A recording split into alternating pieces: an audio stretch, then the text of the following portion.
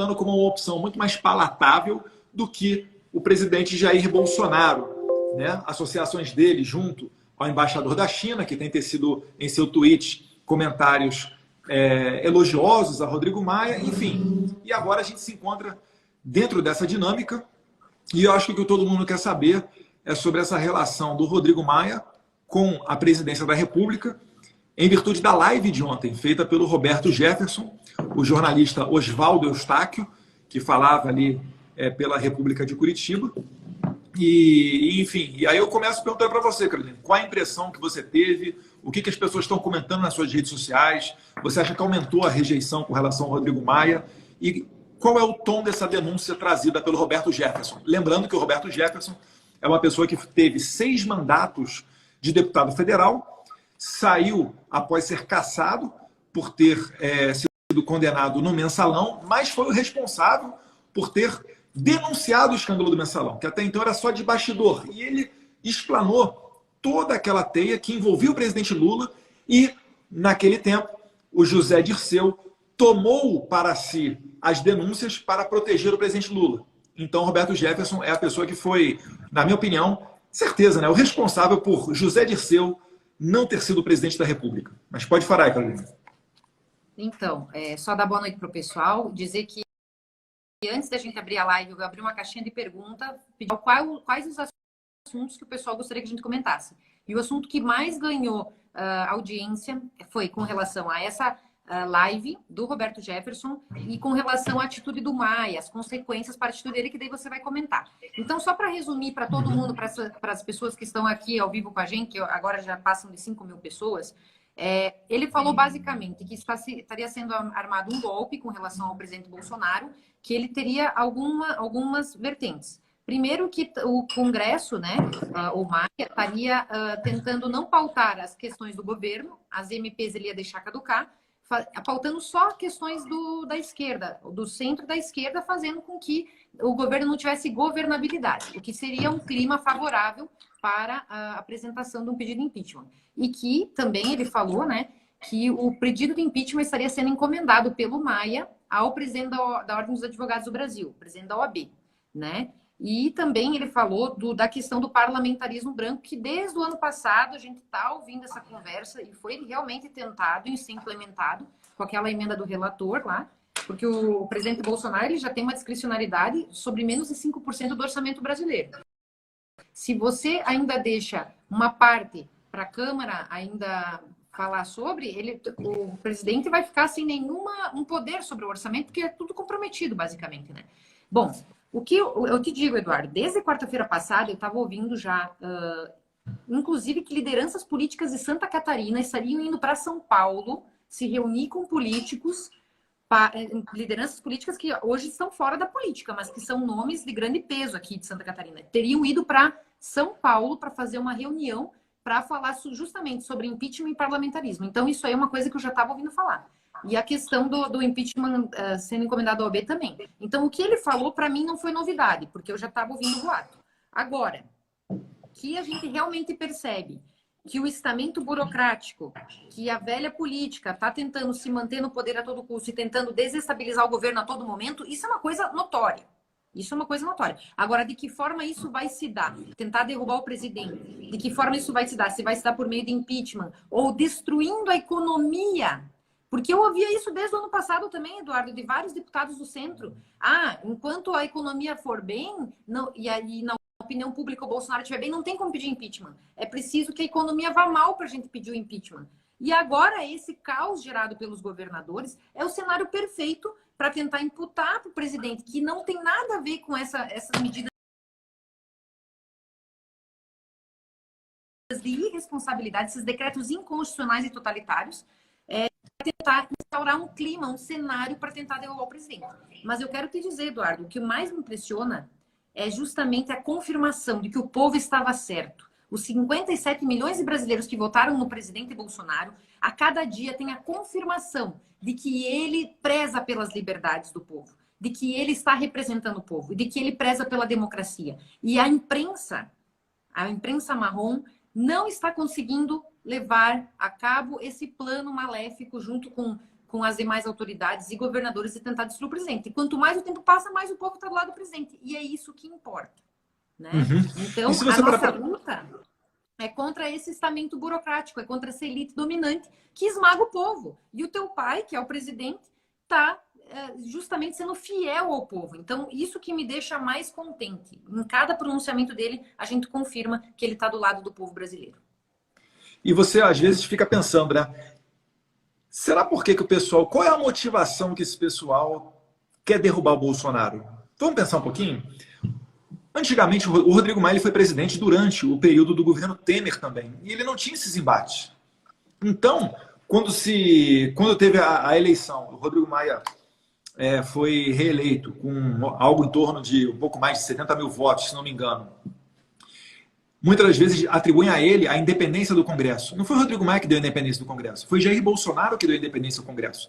Porque até Jair Bolsonaro, e você pode falar isso tranquilamente, de 1985 para cá, após a redemocratização, nas palavras até de Roberto Jefferson, que é uma pessoa que tem muito mais experiência do que eu, goste você ou não do Roberto Jefferson, ele disse que todos os presidentes fizeram tomar lá da cá para ter uma relação boa com o Congresso. E o Fernando Henrique, na coluna dele desse final de semana, eu não lembro agora qual jornal foi publicado, ele fala isso com outras palavras. Ele fala que quem não negocia com o Congresso, quem não tem diálogo com o Congresso, que tipo de diálogo? Mensalão? Petrolão? Você lotear diretorias da Petrobras? Ministérios? Então, assim, o Jair Bolsonaro é a única peça, talvez, desse sistema que está dando problema na engrenagem. Se fosse o Haddad, se fosse qualquer outro, eu duvido que não estaria molhando a mão na imprensa, que não estaria fazendo acordos com essa ala podre. E aí é o que a Carolina Detoni acabou de falar. O Bolsonaro ele foi eleito exatamente para isso. Gente, se fosse fácil para fazer, se fosse fácil de fazer, outros já teriam feito. Quando você entra numa luta dessa para romper com o sistema, é claro que vai haver arranhões, ranger de dentes, vai haver feridos no meio do caminho. Isso daí é natural. Não acho você que vai ser um caminho que não é estressante. É estressante, mas a gente só tem duas opções. Ou a gente tem essa vida estressante e tenta de uma vez por todas levantar esse gigante brasileiro, que todo mundo sabe que tem todos os potenciais do mundo. Tem mão de obra, tem recursos naturais, é um país tamanho continental, enfim. Ou a gente vai nessa linha para tentar ter um futuro melhor para os nossos filhos, ou a gente vive igual o Cordeirinho, trabalhando até junho para pagar imposto, e os larápios fazendo essas patifarias e roubando o dinheiro público. Né? E entrando agora, Caroline, na questão das MPs que caducaram, pode falar. Depois a gente tem que falar da questão da CPI, porque esse plano aí que a gente estava só para seguir essa linha de raciocínio, Eduardo, até o primeiro ano, se a gente, digamos assim, a CPI, se ela for levada a cabo até o ano que vem, e aí eu quero te parabenizar por ter entrado na justiça para tentar derrubar a CPMI das fake news, e eles tentarem dizer que houve manipulação das eleições, caso eles tentem derrubar o presidente pela CPI, tem eleição indireta. E aí quem seria alçado a presidente? Nesse plano aí de reeleição do presidente das casas legislativas, que é um plano que eu acho que vai fracassar, porque agora veio à tona, agora fica muito vergonhoso e feio querer mudar a Constituição no meio de uma sessão remota, e eu acho que o presidente vai vir perdendo força, porque a popularidade dele, do presidente da Casa Legislativa, né, das casas legislativas. E eu acho que esse plano de reeleição, para mim, foi por água abaixo já. Eu estava ouvindo... Eu acredito que, principalmente também depois da denúncia feita pelo Roberto Jefferson, ele falou o seguinte, que seria o mandato como presidente da Câmara do Rodrigo Maia, ele dura até o final desse ano, tá, gente? Então, ano que vem, já começa o ano com outro presidente da Câmara.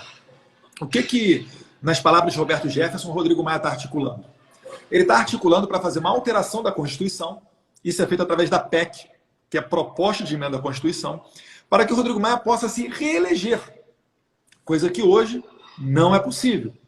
Então, ele tentaria angariar esse apoio junto a deputados e a senadores para tentar fazer esse plano para a sua reeleição. Né? E eu não acredito que e mais à frente também, tirando o presidente e tendo eleição indireta, eu não acredito que o Rodrigo Maia tenha força para conseguir, ele que fez apenas 70 mil votos, que ele consiga retirar o presidente da República, que teve 58 milhões de votos. Vamos lembrar, será que se o Rodrigo Maia fosse candidato a presidente, quantos votos ele teria? né? Eu só vou lembrar para você uma coisa, de maneira muito humilde e sem soberba. Eu fui eleito com um pouco mais de 1.800.000 votos. Eu tive mais voto do que a Marina Silva, eu tive mais voto do que o Boulos, eu tive só em São Paulo, tá, gente? Mais voto do que o Henrique Meirelles e mais voto do que o Cabo Daciolo. Será quantos votos que o Rodrigo Maia teria para presidente da República nesse momento? Certamente não o suficiente para ser eleito, mas talvez ele se agarre nessa única tentativa de ser presidente, ele se agarre nessa questão de fazer um golpe através de uma eleição indireta ou impedindo, de alguma maneira, a chapa Jair Bolsonaro-Mourão de continuar no poder. E enganam-se aqueles que... O que eu gostaria de pedir é que, dentro do governo, mais pessoas, publicamente, explicitamente, falassem a favor do presidente. Porque aqueles verdadeiros guerreiros não falam só no momento da vitória, falam também nos momentos em que a gente está sob fogo. Ou vocês acham, imaginem vocês, Jair Bolsonaro saindo do poder. Vocês acham como que será a vida de ministros como Sérgio Moro ou de ministros como Paulo Guedes? Vocês acham que eles teriam a vida tranquila? Eu acho que dificilmente, né? Isso seria até retirar o Jair Bolsonaro do poder, seria ruim até para os ministros do Bolsonaro. Não adianta, essa galera toda já recebeu um X nas costas, que eles vão ser odiados durante muito tempo. Mas retornando aqui à questão das medidas provisórias que não foram votadas e caducaram, né? Nós temos a medida provisória dos balancetes empresariais, que desobrigaria os empresários a publicar na imprensa os balanços anuais das suas empresas. Isso daí economizaria mais de 1 bilhão por ano para os empresários. Rodrigo Maia caducou.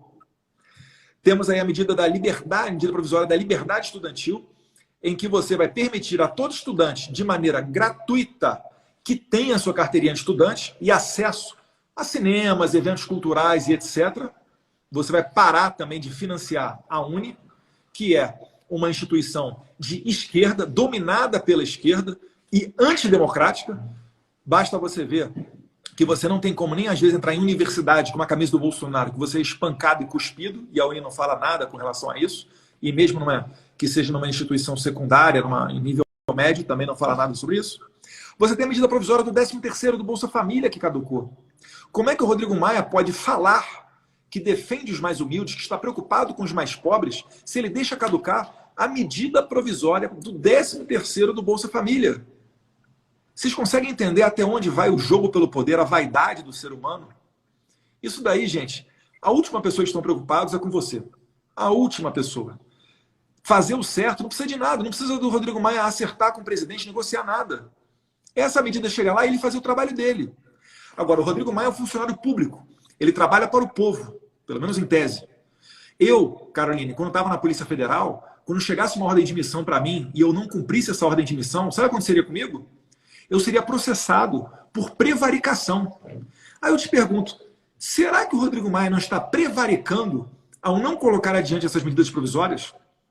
Ao utilizar as medidas provisórias como moeda de troca, dizer que vai caducar, se não atender às suas negociações, seja lá o que isso signifique? Então a gente está estudando uma maneira de repente, acionar a PGR, o Ministério da Justiça, enfim, algum órgão para... Eles têm o ofício de agir, nesse caso, também. Sim, isso é prevaricação. Então a gente está estudando essa maneira, né? Tenho conversado também com a deputada do Rio de Janeiro, Cristo Nieto, mas aí eu queria as suas impressões sobre essas medidas provisórias revogadas, né? Essa possibilidade de prevaricação feita pelo deputado Rodrigo Maia e o que mais estiver pertinente nisso. A gente talvez vai ter uma dificuldade de interpretação, porque a gente sabe que ele tem o dever de botar na pauta, mas não há nada que eu lembre agora dos estudos que eu fiz do regimento interno da Câmara que o obrigue a botar a pauta do governo. Então, isso, querendo ou não, a gente vai ter que estudar bem para ver se cabe a questão da prevaricação, porque num primeiro momento tem que ver até a jurisprudência como é que é nesse sentido, mas dá para entender que se há um jogo político num cenário onde tem outras circunstâncias que demonstram essa tentativa de tornar o governo ingovernável por conta de um jogo político vil, eu acho que há sim, e há dolo nisso, com certeza, há a possibilidade de tentar enquadrar. E aí vale a pena fazer a denúncia e tentar demonstrar por todas as circunstâncias possíveis que havia intenção de prejudicar mesmo, né? De que ele deveria agir, ou pelo menos pautar e jogar, botar na mesa. Então, que votem, seja para aprovar ou para não aprovar, mas que botem na pauta, né? Esse negócio da pauta é uma coisa que me incomoda muito, porque eu tenho percebido que a pauta tem sido feita favorecendo muito a esquerda. Então, olha a CPI das fake news, por exemplo, a palhaçada que foi aquela CPI. Esperaram a gente sair, né, Eduardo? Diga-se de passagem, mudar a liderança para botar em votação a quebra do sigilo teu e dos teus assessores. E-mails privados querem botar a mão no sigilo, nos dados privados dos adversários políticos. É para isso que serve aquela porcaria. Então, olha o que está acontecendo com a gente. É um absurdo, gente, que em pleno Estado Democrático de Direito, com o presidente Bolsonaro com 58 milhões de votos do povo, esteja enfrentando tamanha dificuldade para poder governar o Brasil. E eu digo para vocês, esse caos instalado nos estados, essa quebradeira econômica e essa liberação de bilhões com a Mansueto, né, com o plano Mansueto e tudo mais, e essa proibição, esse cerceamento das liberdades, gente, a gente viveu, né, Eduardo, para ver isso. Uhum. Você falou muito bem do plano Mansueto, né? O plano Mansueto é um plano que veio do governo. O Mansueto é uma pessoa de dentro do governo, por idealizador do plano, daí o nome, plano Mansueto, mas que foi desconfigurado pelo Congresso. E qual o problema que ocorreu? O plano Mansueto inicialmente era para ser uma ajuda a ser dada aos estados e municípios que aderissem a determinadas condições, né? Algumas privatizações, o compromisso de não aumentar ainda mais o tamanho do estado. Notoriamente, os estados que são há muito tempo dominados pela esquerda, como o do Nordeste, né, que costumam ter essas práticas que acabam levando à corrupção, porque você só tem como roubar se você tiver muitas empresas estatais, aí está um dos principais focos de corrupção.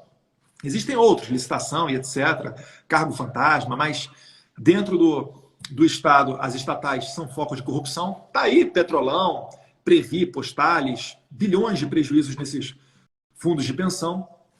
Só que o que o Congresso fez? Ele simplesmente deixou sem condição nenhuma e apenas disse o seguinte: olha, se o Estado, cuja principal fonte de arrecadação é um imposto chamado ICMS, Imposto sobre Circulação de Mercadorias e Serviços, se o Estado tiver uma arrecadação a menor no ICMS, o governo federal vai bancar essa diferença para que o Estado continue pagando os seus servidores e etc. Pois bem, é por isso que a gente está vendo hoje governadores estendendo a quarentena. Porque não é ele que vai pagar a conta. Ele pode travar a cidade toda dele, o estado todo dele. Se a arrecadação de ICMS dele reduzir, o governo federal vai ter que bancar.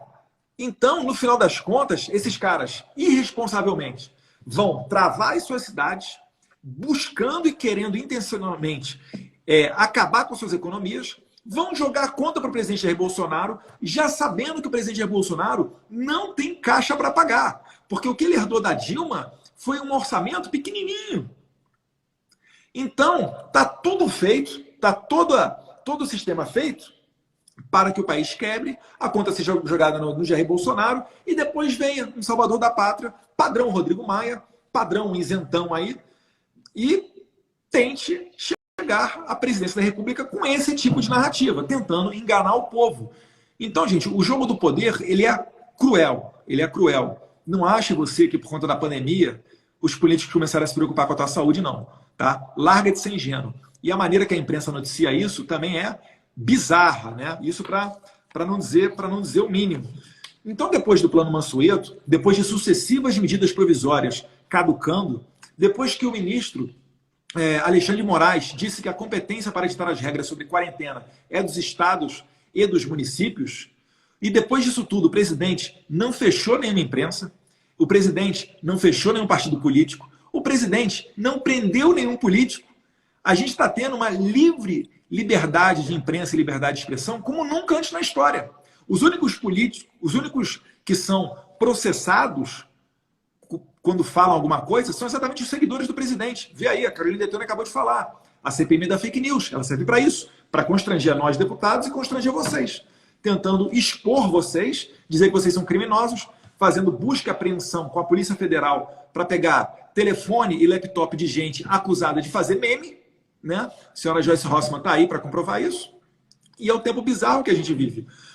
Bem, diante desse cenário, o que a gente pode fazer? A gente está vendo essa questão de prevaricação do Rodrigo Maia, né? O presidente, hoje, teve um encontro junto com o presidente do Senado, o senador Davi Alcolumbre. Isso daí significa um pouquinho de que lado a lado estão cedendo, para ver se conseguem conversar, porque com o Rodrigo Maia ele já não há mais diálogo. O Rodrigo Maia sequer então atende o Paulo Guedes.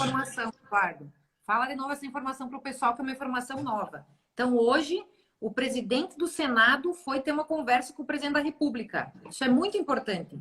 Eu tive essa informação dessa aproximação e eu acho que é interessante. Por mais que as pessoas ainda...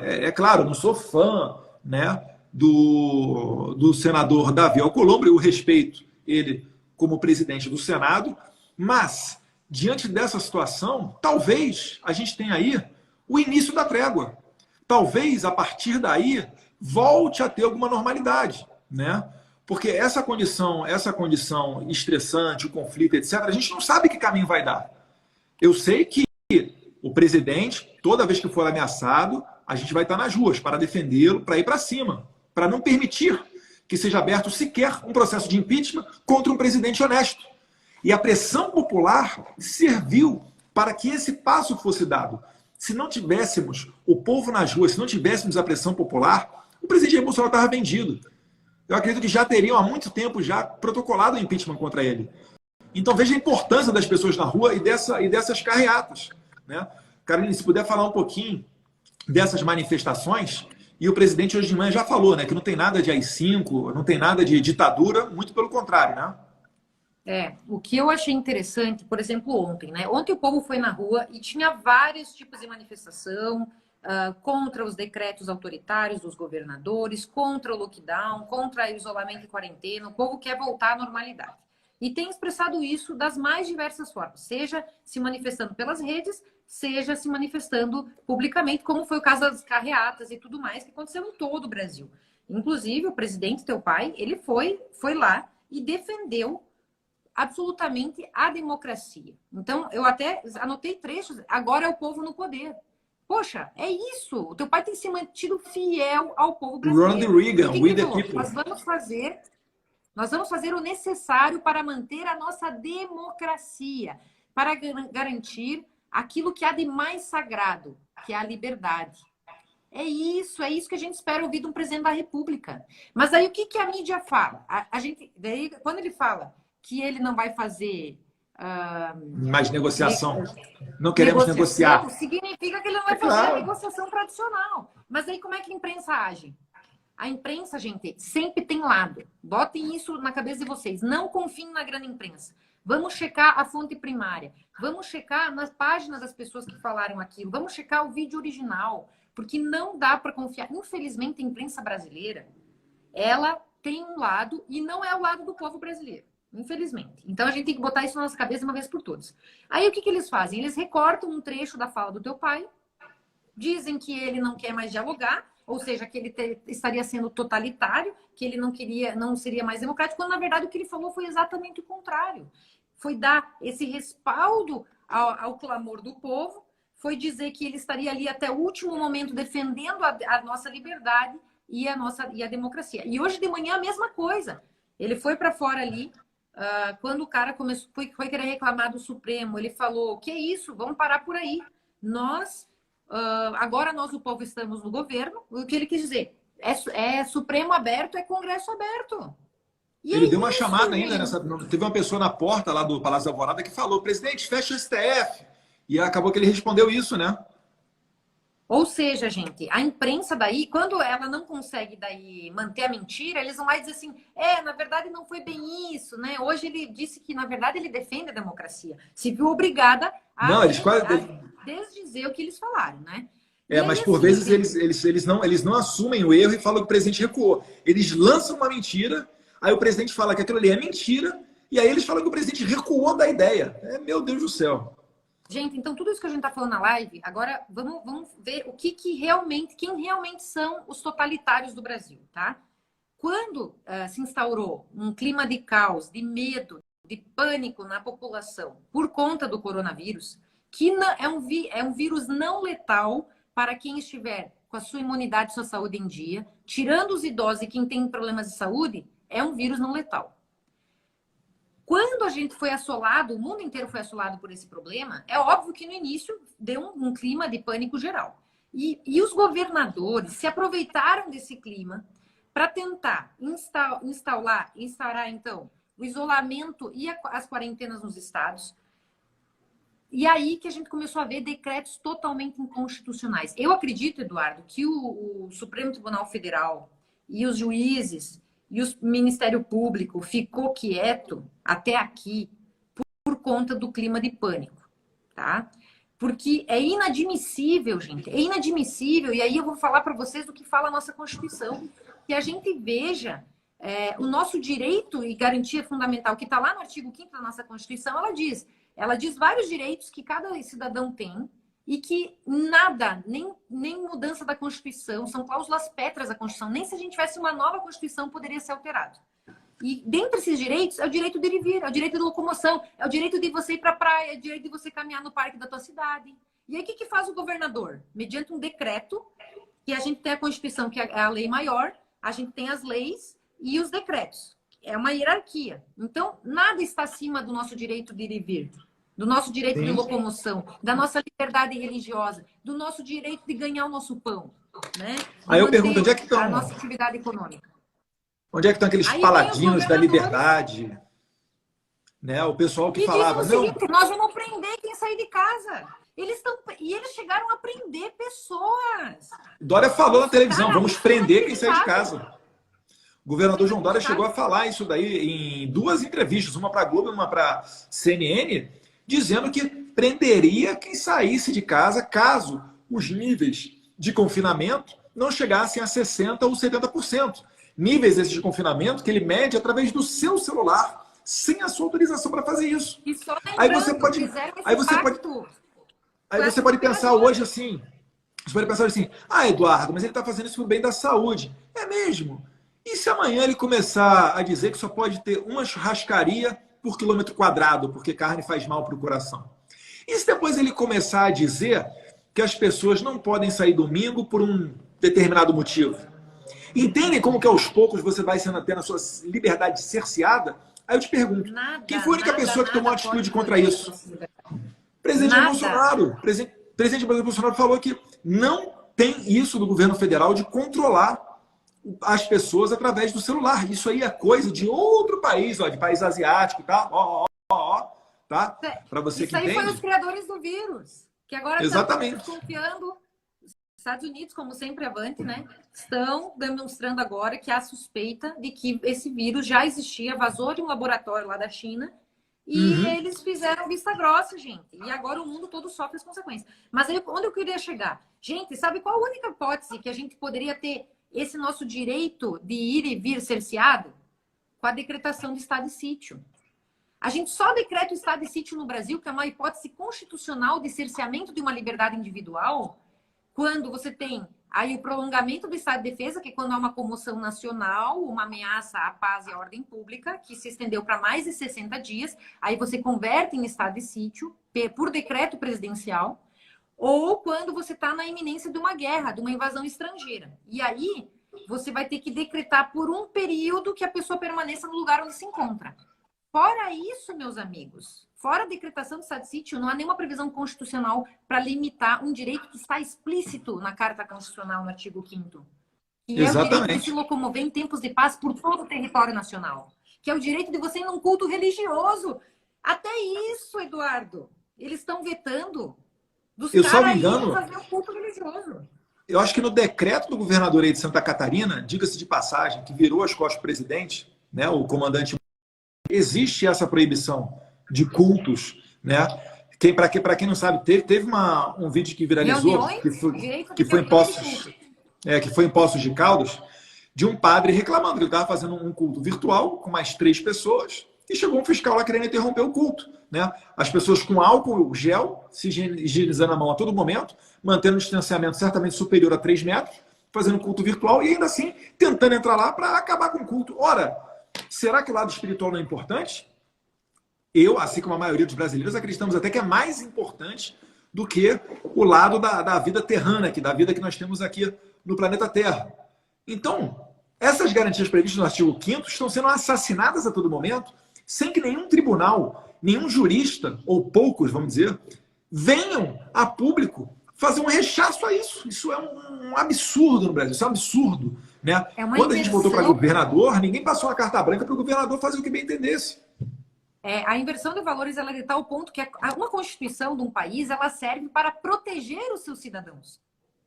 Ela serve para proteger o seu modo de vida, o modo de vida que ele escolheu para viver e os direitos, que a gente chama de direitos e garantias fundamentais, que é exatamente isso, o direito de você ir e vir, o direito de você ter a intimidade, a privacidade, que é uma coisa que foi violada também ao cederem os nossos dados privados para que os governadores pudessem nos rastrear como uma manada. Olha, gente, sinceramente, é um absurdo. Eu espero que o povo esteja consciente e lembre do nome de cada um desses tiranos que estão querendo acabar com a sua liberdade, com a nossa liberdade, com os nossos direitos primários, nossos direitos e garantias e liberdades individuais, para que eles sejam varridos da história política do Brasil. Sinceramente, Eduardo, não dá para admitir uma coisa dessa.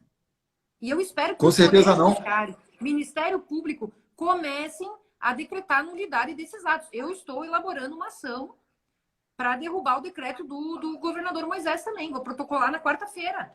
Porque é flagrantemente inconstitucional. Em São Paulo, alguns deputados até fazem a conjecturação do impeachment do Dória. Né? A gente teve grandes carreatas em São Paulo. Nós tivemos a maior carreata da história de Brasília, feita ontem. E eu queria mandar um abraço aqui para o Sargento Galesco, que falou que levou várias motos aí, motociclistas, para São Paulo. Obrigado, Sargento Galesco, pela força, né? Colega da Polícia Militar. E muitas pessoas já têm falado, inclusive, que vai rolar aí a Corona Jato, que é uma investigação para analisar todos esses desvios feitos em época de pandemia.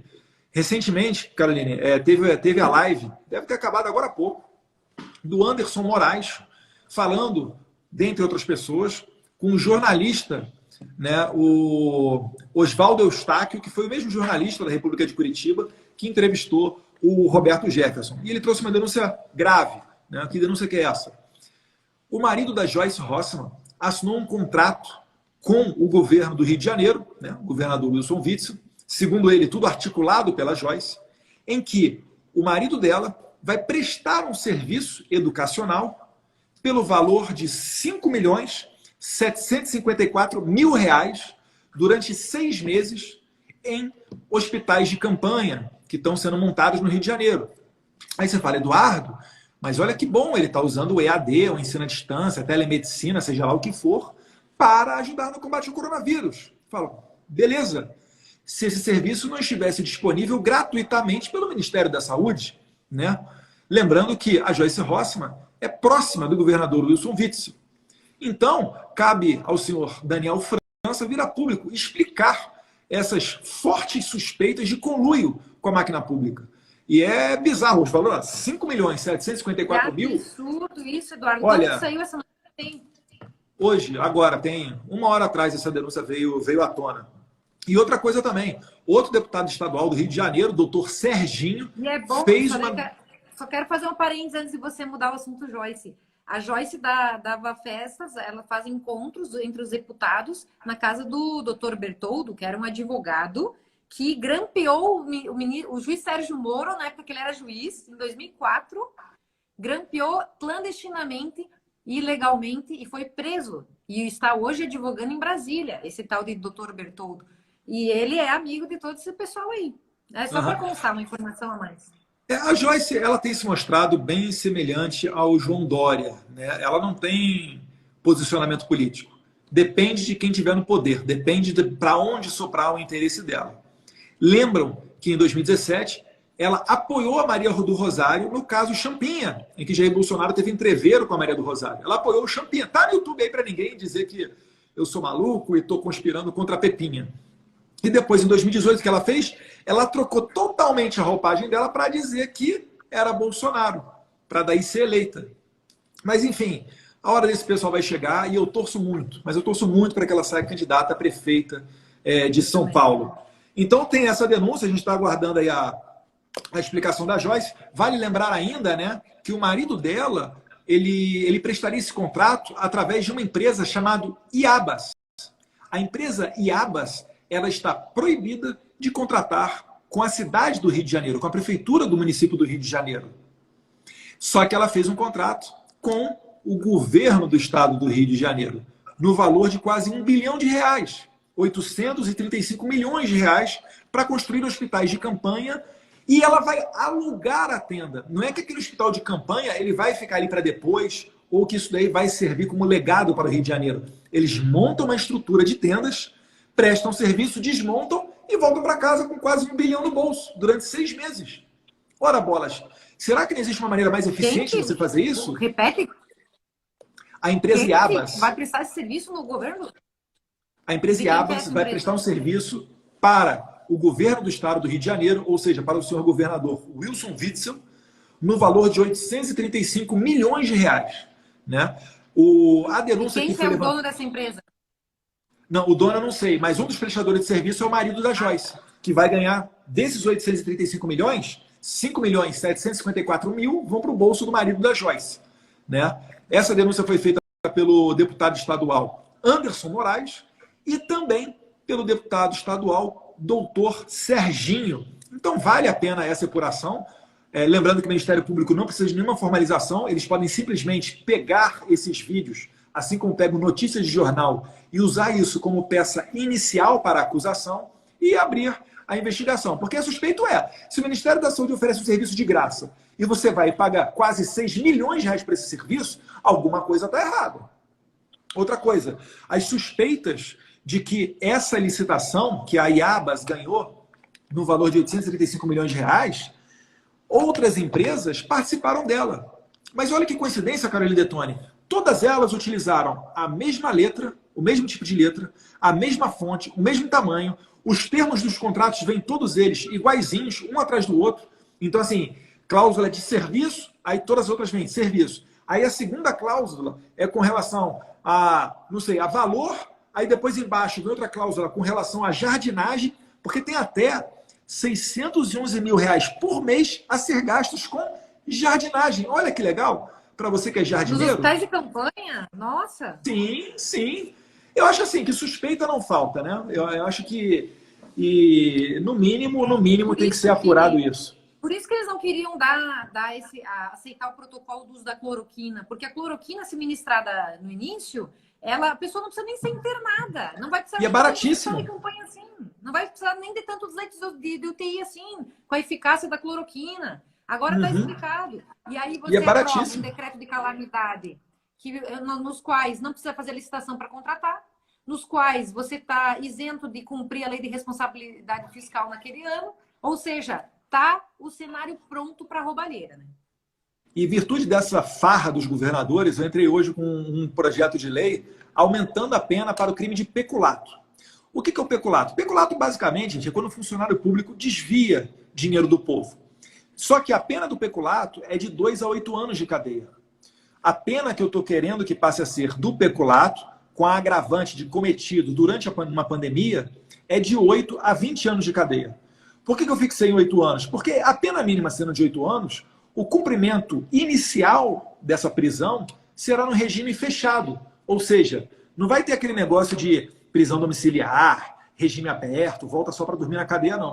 Uma vez a pessoa desviando dinheiro público na atmosfera da calamidade pública, né, da pandemia, ela seria condenada à prisão para valer. Né?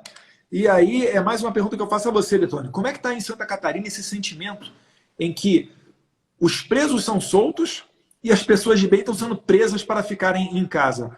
Aí em Santa Catarina, o governador Moisés ele tem sido muito criticado diante das suas posturas. Como é que está essa atmosfera em Santa Catarina? Olha, ele tem flexibilizado um pouco as medidas de isolamento e quarentena. No entanto, a gente já calcula que foram 406 mil pessoas que já perderam seus empregos. E isso para Santa Catarina é um número muito grande, porque Santa Catarina tem em torno de 7 milhões de habitantes. Ou seja, 400 mil habitantes é muita gente. O pessoal aqui, agora eu recebi um áudio, para você ter uma ideia, aqui a gente tem uma bacia leiteira muito grande. E como não está sendo mais possível fazer eventos, aniversários e tudo mais, A produção de leite condensado diminuiu.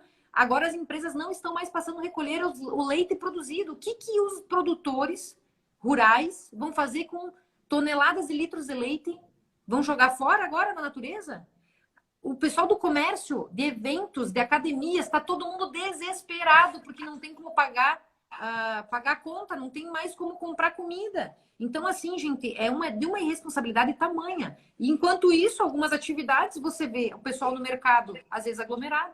A gente sabe que se você mantiver isolado só os grupos de risco e as pessoas saudáveis e normais mantiverem uso de máscara, higiene, distanciamento, tem que voltar à normalidade o quanto antes. Agora, eles querem manter o caos para poder manter o recebimento das verbas federais, para poder deixar de recolher os impostos, para poder vir a União socorrer, que foi o caso da Lei Mansueto, que foi distorcida. Então, infelizmente, só que o povo está revoltado, o povo está começando a ir para a rua. Então, vai ser insustentável manter essa situação. Daqui um pouco, o pessoal já está indo fazer manifestação na casa do governador, porque realmente não dá mais para suportar. Como é que está aí em São Paulo e Brasília?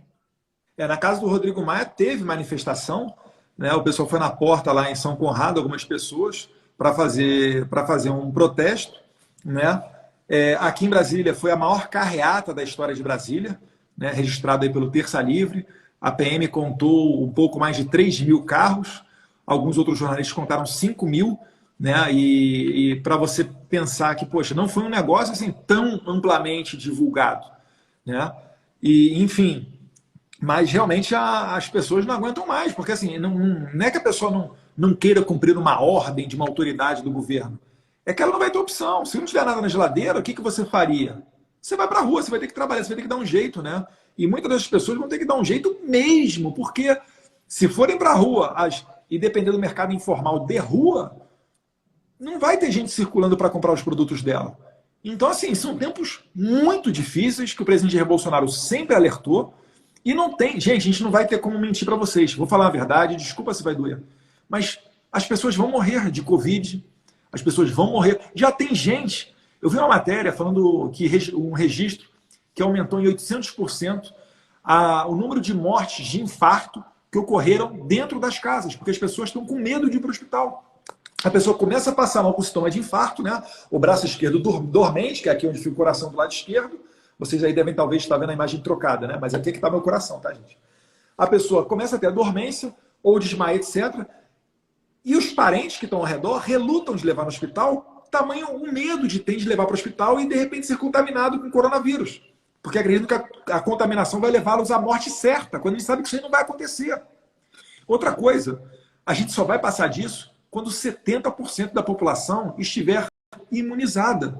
Será que não é melhor levar para a rua, primeiramente, voltar ao trabalho normal, as pessoas que tenham até 50, 60 anos de idade, para que elas inicialmente se contaminem, se curem, e uma vez curadas, elas não contaminam mais ninguém, para que essas pessoas sirvam de barreira para o vírus?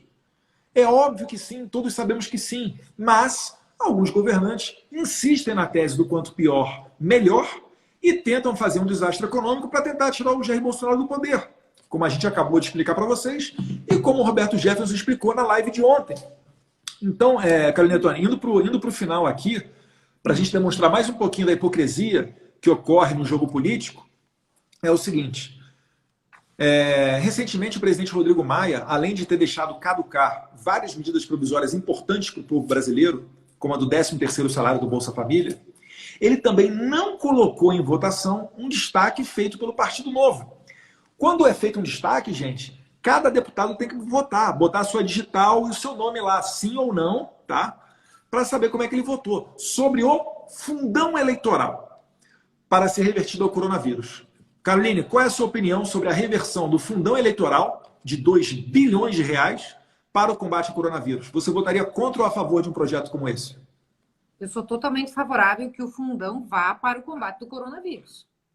Com certeza, votaria a favor da proposta do destaque do Partido Novo, com certeza. Uhum. A gente estava esperando por isso, né, Eduardo? A gente ficou esperando. E simplesmente o presidente da Câmara... Conta aí, encerra a história aí para o pessoal ver o que aconteceu, então. Ele, na verdade, o presidente da Câmara, mais uma vez, para mim isso daí é crime de prevaricação. Ele não colocou adiante a votação do destaque do Novo sem qualquer argumento. Simplesmente chegou um papel na mesa dele com destaque, ele tem que botar esse destaque para ser apreciado, é um direito constitucional do Partido Novo. E ele simplesmente falou o seguinte: olha, não vou pautar. Gente, assim, isso daí é bizarro. E você vê que mais bizarro ainda é que isso daí não tem grande circulação na imprensa, né? Porque a imprensa tem um papel democrático, tem um papel interessante para o público, que é o de informar o que ocorre aqui em Brasília. Só que, infelizmente, o que eles fazem? Só dão notícias contra o governo. Porque eles acreditam que uma pessoa do padrão do Rodrigo Maia, ou quem sabe até o próprio Rodrigo Maia, na presidência, seria algo saudável para a imprensa, porque teria mais diálogo, vamos assim dizer, né? Então é mais ou menos por aí. Caroline, a gente vai chegar daqui a pouquinho a uma hora de live. Eu acho Vou que abrir aí para suas... Vamos para as considerações finais, então. Considerações finais. Sendo para o pessoal que acompanhou a live, mandando um abraço para todo mundo aí do Brasil inteiro que está acompanhando a nossa live, vários conhecidos aí também da nossa região, querendo dizer que o presidente Bolsonaro, gente, está do lado do povo, defende a democracia. Nós aqui, eu, Eduardo e todos os deputados da base do governo, estamos atentos a tudo que está acontecendo. Infelizmente, por sermos em menor número, a gente não tem esse poder da pauta de querer fazer com que sejam votados as MPs, mas a gente tem feito a pressão necessária para que isso ocorra. É muito bom deixar isso claro. E dizer que a gente deixa claríssima a nossa posição a favor do povo brasileiro. A gente sabe que os decretos dos governadores são medidas totalmente inconstitucionais, eles não podem tolher a sua liberdade de ir e vir, eles não podem tolher a sua liberdade de exercer a sua religião, de tentar rastrear você por meio dos seus dados. E isso é um capítulo negro da nossa história. E no futuro a gente vai ver como o povo vai ter que fazer aquilo que o Olavo de Carvalho fala, na minha opinião, Eduardo. Nós vamos ter que, para a gente derrubar esse estamento burocrático que não quer aceitar o povo no poder, que o teu pai representa essa ruptura que vinha desde a Nova República, que era sempre PT, PSDB, sempre a centro-esquerda com a esquerda que estão dominando e que tinham os cargos e que tinham o comando e que usava... O que é o estamento burocrático que a gente fala? É uma elite, são partidos, grupos de interesse que entram no poder e se apropriam do Estado como se fossem deles. E eles não estão nem aí para o povo, entendeu? Então, o que é a nossa ideia aqui, representando vocês, que a gente faz parte dessa ruptura? É devolver o poder para o povo, é fazer com que o povo participe dos destinos da nação, que é uma coisa que não está acontecendo. É tentar criar uma identidade nacional voltada para os valores verdadeiros do povo brasileiro e fazendo com que aquilo que é do povo, que são os impostos gerados, voltem em benefício do povo e não parem no bolso ou em paraísos fiscais, como tanto a gente viu acontecer. E foi isso que nos levou às ruas. E é só as ruas, é só o povo na rua, o povo apoiando o presidente, que a gente vai ter a pressão necessária para fazer com que a imprensa deixe de ser mentirosa e canalha, para fazer com que esses governadores deixem de ser totalitários e para que a gente volte à normalidade no Brasil. Que é isso que o presidente quer e que é isso que a gente quer também. Então essas são minhas palavras finais. Obrigado, Carol. Tá vendo o que dá ficar elegendo um presidente que não rouba e não deixa roubar?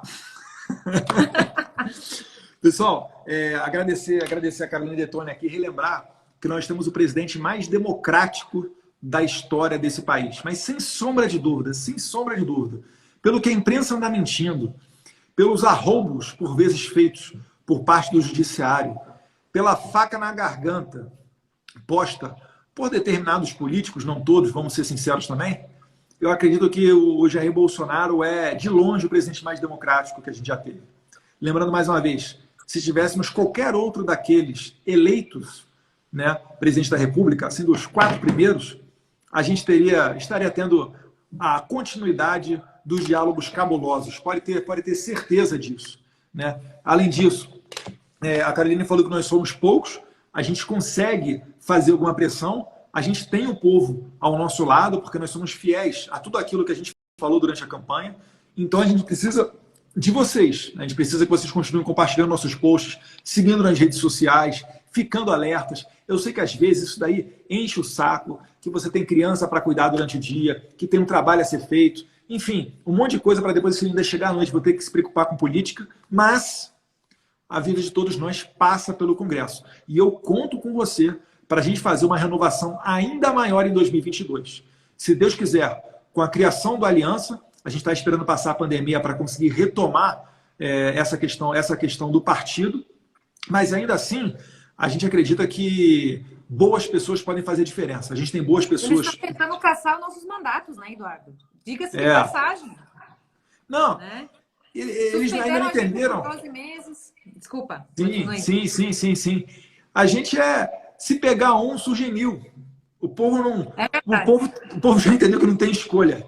É isso ou é isso. Né? Ou então você vai se acovardar, vai ficar baixando a cabeça aí, pagando aí o salário dessa galera toda, pagando. Não, salário nem é o pior, não, né? O salário é troco de pinga para a galera que rouba milhões aí. Mas, enfim, é a única alternativa que a gente tem. Eduardo, eu quero te agradecer pela live, por ter aceito o convite. Dizer para o povo não esmorecer. A gente está apenas no início. O povo na rua, o povo apoiando o presidente, o povo apoiando quem é fiel ao presidente. Mais do que nunca, é preciso esse levante do povo brasileiro para a gente retomar esse caminho salutar aí de defender os valores, a honestidade, o caráter. Porque o Brasil é um país maravilhoso e a gente tem tudo para dar certo. É como diz o teu pai, o presidente Bolsonaro, que fala isso, e a gente realmente sente essa sinceridade nele, tá, Eduardo? A gente sente que ele realmente tem essa boa vontade, que ele está se sacrificando pelo Brasil, e é por isso que ele tem o apoio do povo, porque a gente vê essa transparência nele, essa sinceridade, essa lealdade ao povo brasileiro. Então, muito obrigada, Eduardo. Parabéns aí por toda a família também se manter nesse caminho. Eu sei que não é fácil para você estar enfrentando tudo isso, mas coragem e vamos em frente, porque a gente está só no começo. E pode contar com todos nós aqui, tá bom? Perfeito. Tchau, tchau, Carol. Fica com Deus. Um abração, pessoal. Tudo de bom. Ih, não, calma aí, tirar aqui. Deixa salva aí a live. Agora foi. Tá aí, pessoal, a gente bateu um papo com a Caroline Detoni, deputada federal pelo estado de Santa Catarina, ela que é do oeste catarinense, da cidade de Chapecó, então ali mais para o lado ali de Concórdia, Joaçaba, enfim. E foi bacana aqui o bate-papo. E durante a conversa eu vi que algumas pessoas estavam falando aqui, por exemplo, o perfil Brasil Resistente, que eu sigo, o Nicolas Ferreira DM, o DM no final é de Direita Minas, Nicolas com K, né? Esse jeito todo peculiar de escrever Nicolas Ferreira. Roberta Lopes, que também é do Direita Minas, acabou de dar um oi ali. Nicolas Ferreira. Direita RR _ oficial, esse RR é de Roraima,